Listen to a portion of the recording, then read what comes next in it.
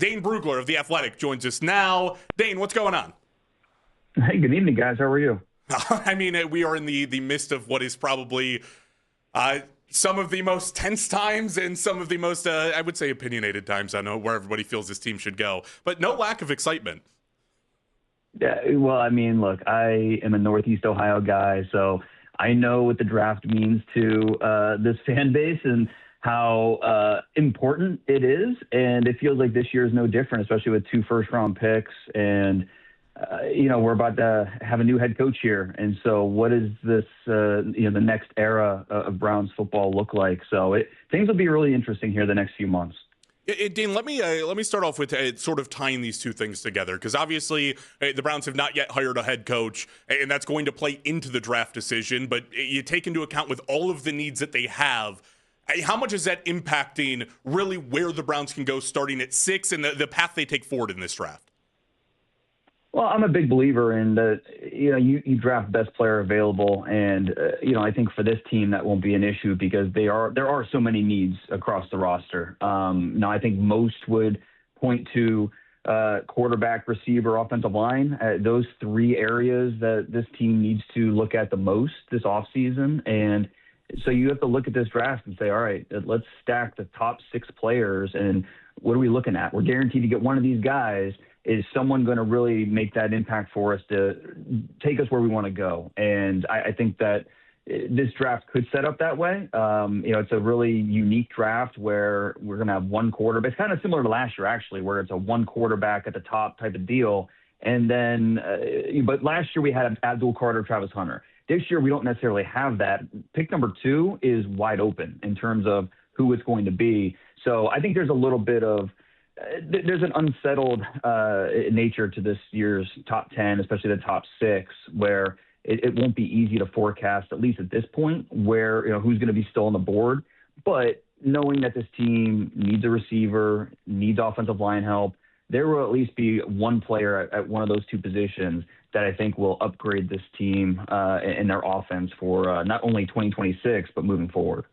Yeah, Dane, you mentioned offensive line and receiver. The Browns obviously have 6 and 24.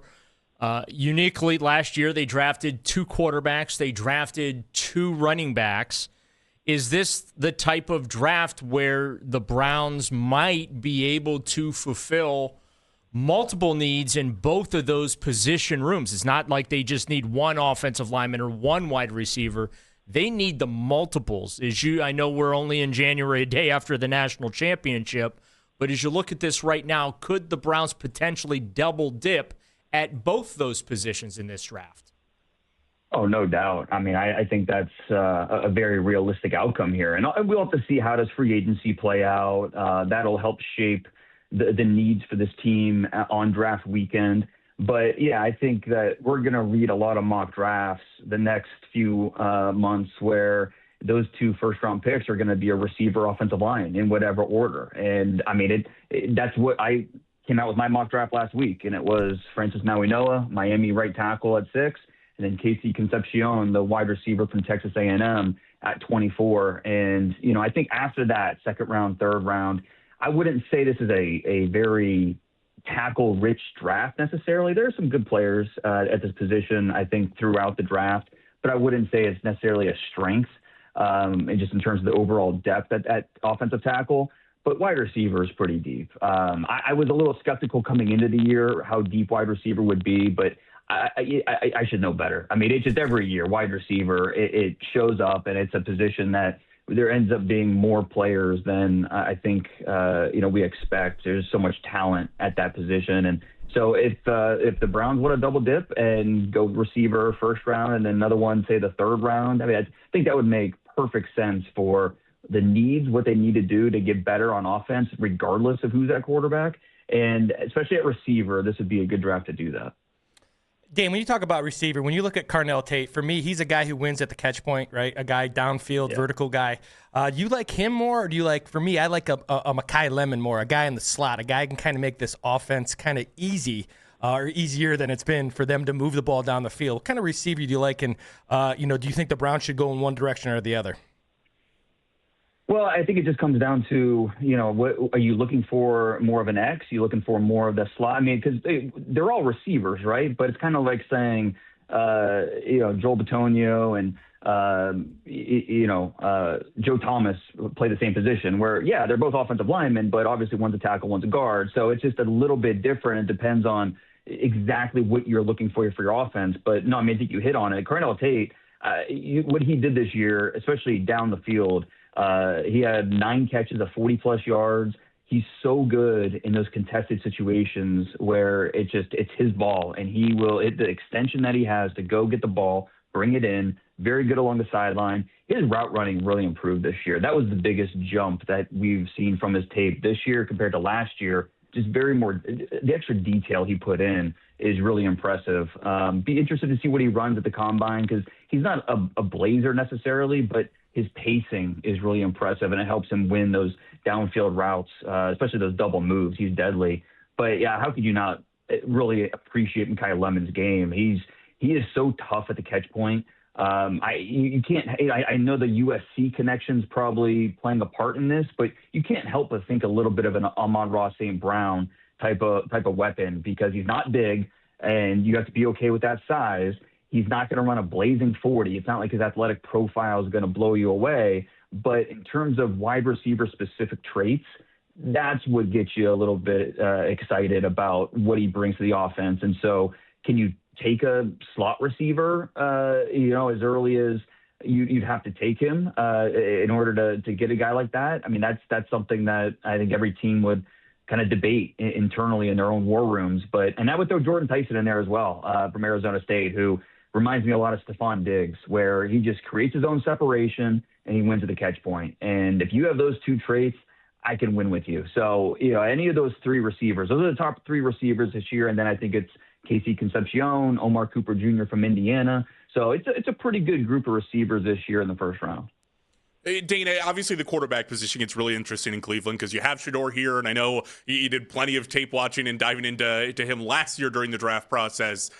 Is there another quarterback in this draft that you think makes sense, is comparable to Shedeur, that is worth bringing in at any level within that draft? Obviously, assuming that Fernando Mendoza is probably not falling to 6 as we assume as we sit here today.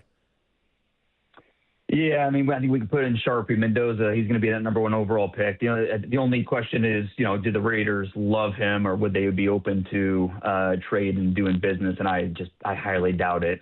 So I think that's a fair assumption. Fernando Mendoza going to Vegas at the number 1 pick. And then, I think there is some debate about who's that next quarterback. I think most would say Ty Simpson from Alabama. Garrett Nussmeier from LSU, I think, is kind of the forgotten guy because the season went just completely sideways for LSU this year. But he's going to be down there in Mobile at Senior Bowl, and I think he's going to impress some people. And so I think Nussmeier on day 2 definitely a name to keep an eye on. Trinidad Chambliss from Ole Miss, we're kind of waiting and seeing what his future holds. He sued the NCAA basically saying, I deserve that extra year of eligibility. I think he's going to get it, but we know that's his priority. He wants to go back to Ole Miss for 1 more year. But if for whatever reason, if he is pushed into this draft class, that becomes pretty interesting because what he did down the stretch for the Rebels and in the playoffs especially, beating Georgia, almost beating Miami, just a really, really impressive player who's not very big. He's not going to wow you with size, but the arm talent's impressive. The movements are impressive. There's a lot to like about Chambliss, and it would also help him in this class that it's just not a deep quarterback group. And so Chambliss would definitely have a shot at quarterback 2, quarterback 3. Dane, we talked a little bit about the offensive line. Obviously, everyone wants to look at offensive tackles in that regard. What does this interior lineman class look like, the guards and the centers? I would say it's okay. It's not terrible, but it's also not great. I wouldn't call it an above-average group. I mean, I think this year it's the edges, tight ends really good, receivers good.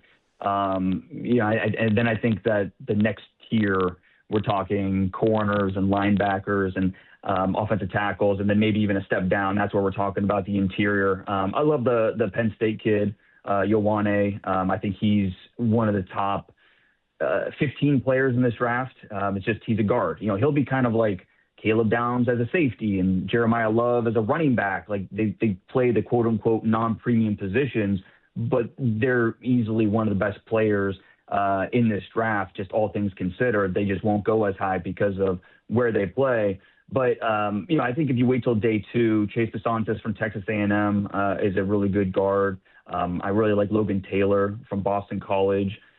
Centers, there's probably not a guy that's going to go top 60, but 3rd round, 4th round, definitely a few interesting names in there. Jake Slaughter from Florida, Trey Zune from Texas A&M, Parker Brailsford, Alabama, Connor Lew, Auburn.